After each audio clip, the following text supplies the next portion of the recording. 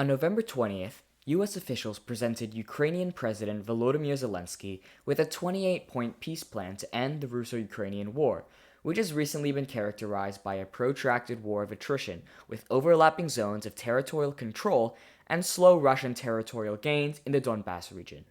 The American 28-point peace plan offers a framework that largely legitimizes Russian territorial gains, restricts Ukraine's military capacity and NATO prospects, and ties security guarantees to fragile sanctions conditions, which Ukraine rejects.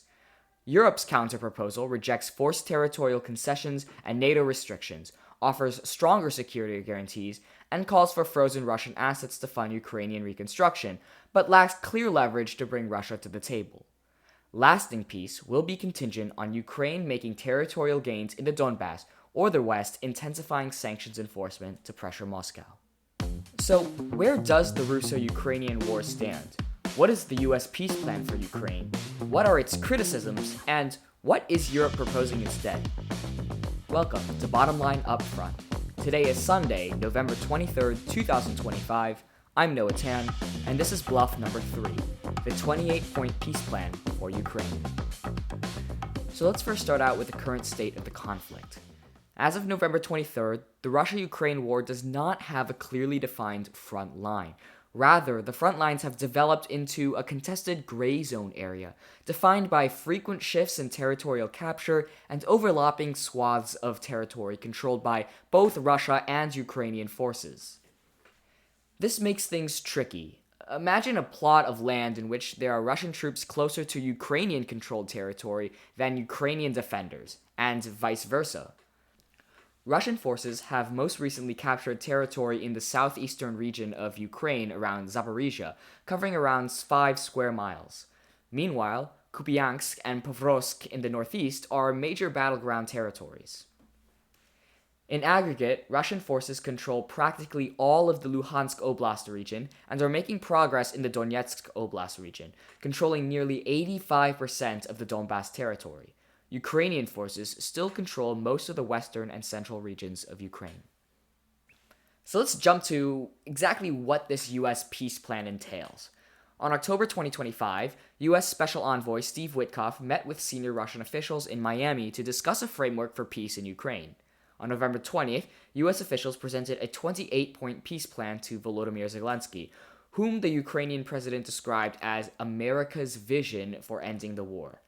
Zelensky also noted that this plan includes many non-negotiables for Ukraine, which he could not sign on to. So, what are the main aspects of this peace plan?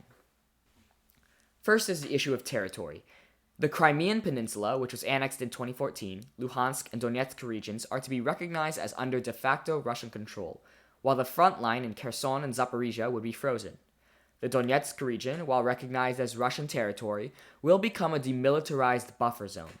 The Zaporizhia nuclear power plant will remain in control of Ukraine, but it will sell half of its power to Russia. In short, Russia would be allowed to keep the territory it has already captured, and Ukraine would have to cede the remaining portion of the Donetsk Oblast region. As far as territory goes, there's not much that Ukraine gains from this. Second, there's the issue of security guarantees. Point 5 of the peace plan states that, quote, Ukraine will receive reliable security guarantees, end quote. In practical terms, this means absolutely nothing. It also states that Ukraine's sovereignty will be confirmed. While good to mention, I should note that Russia already confirmed Ukraine's sovereignty back in 1991. It says nothing about Russia's promises not to encroach on Ukrainian territory. Ukraine also commits to limiting its troop strength from about 1 million to 600,000 and is barred from joining NATO. In terms of Russia's relationship with NATO, the peace plan prohibits Russia from invading other European countries, but also precludes the expansion of NATO and the deployment of NATO troops in Ukraine. What happens if Russia invades Ukraine again? The sanctions that would have been lifted through this peace plan would return, and the newly recognized Russian territory would be invalid. So, basically, Ukraine does not have any security guarantees other than the sanctions that are already in place. Furthermore, barring NATO expansion directly contravenes its open door policy, whereby any country that meets membership criteria is eligible to join. Finally, let's talk about reconstruction and reform. The US will back a Ukrainian development fund to finance and coordinate the rebuilding of critical infrastructure and high-tech sectors. As for Russian frozen assets, $100 billion will be invested in US-led Ukrainian reconstruction projects, of which half of the profits will go to the US, and Europe will add another $100 billion. The US and Russia will extend nuclear non-proliferation treaties, and Ukraine will remain a non-nuclear state under the Treaty on the Non-Proliferation of Nuclear Weapons, or NPT. Both Russia and Ukraine will commit to a full release of prisoners and civilian hostages. All parties to the conflict will receive full amnesty for any actions during the war. Okay, so obviously this peace plan is one that Volodymyr Zelensky and the Europeans reject, but what is Europe's counter-peace plan? Well, earlier today, November 23rd, the Europeans released a counter-proposal drafted by Britain, France, and Germany, and based on the 28-point peace plan put out by the Trump administration. It attempts to concretize some of the more vague points of the proposal with terms that are more preferable for Ukraine.